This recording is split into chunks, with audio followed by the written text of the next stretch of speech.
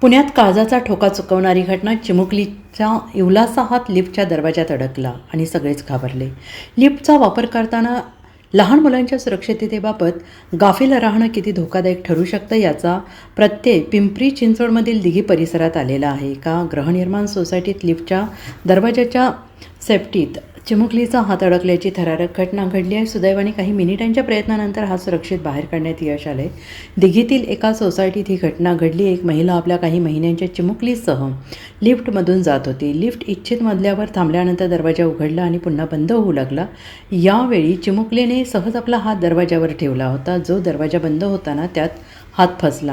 हा प्रकार लक्षात येताच लिफ्टमधील महिलेसह उपस्थित नागरिक भयभीत झाले. चिमुकली वेदनेनं रडत असताना तिला वाचवण्यासाठी तात्काळ प्रयत्न सुरू झाले. काही मिनिटांच्या धडपडीनंतर तिचा हात बाहेर काढण्यात आला आणि मोठा अनर्थ टळला. 7 मार्चची ही घटना सोसायटीच्या CCTV कॅमेऱ्यात कैद झाली असून सध्या हा व्हिडिओ सोशल मीडियावर मोठ्या प्रमाणात व्हायरल होतोय आणि या घटनेमुळे लिफ्ट वापरताना विशेषतः लहान मुलांबाबत कमालीचे सतर्कता बाळगण्याचे आवाहन प्रशासनाकडून करण्यात येते आहे. Bureau report SBN Marathi, Pune.